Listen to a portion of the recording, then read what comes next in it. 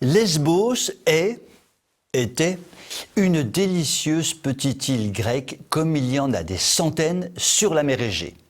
Sauf que pour son grand malheur, elle est située à moins de 10 km des côtes de la Turquie, constituant ainsi une tête de pont parfaite pour l'entrée des migrants dans l'Union européenne.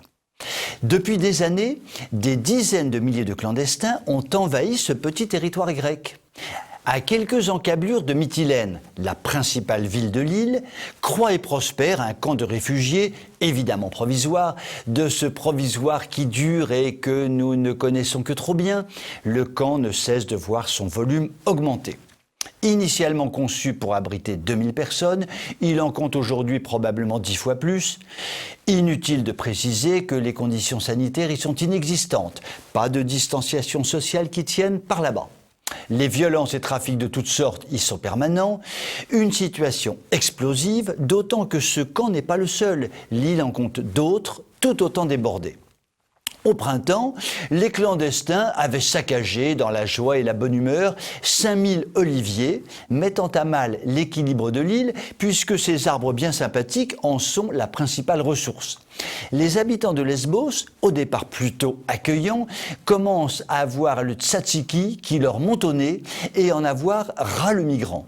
Récemment, histoire de s'occuper, de se passer les nerfs ou de faire bouger les choses au choix, 35 migrants testés positifs au coronavirus ont eu l'idée de flanquer le feu au camp et surtout d'interdire aux pompiers d'éteindre l'incendie.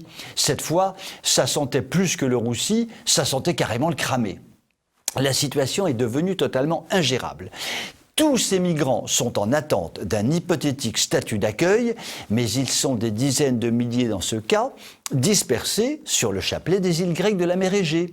Et l'Europe, on le sait, n'a rien à leur offrir d'autre que le délire immigrationniste de quelques dirigeants qui doivent habiter sur la planète Mars. Alors, la marmite macère, brûle et empoisonne tout le monde, et en premier lieu, les habitants de l'île de Lesbos.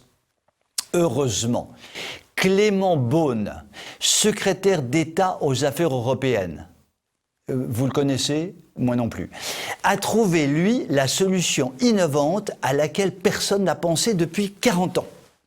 Il propose que la France accueille une centaine des clandestins de Lesbos.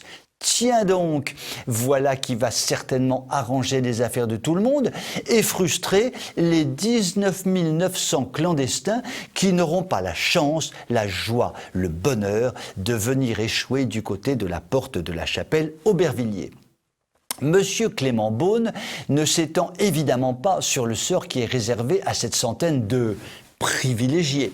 Il préfère en appeler à la solidarité européenne et appeler ses confrères des pays de l'Est à y mettre un peu du leur, à faire de même en acceptant de prendre leur part. Pour l'instant, curieusement, les dirigeants de ces pays ne répondent pas. Leur ligne SFR ou Bouygues Télécom doit être en dérangement.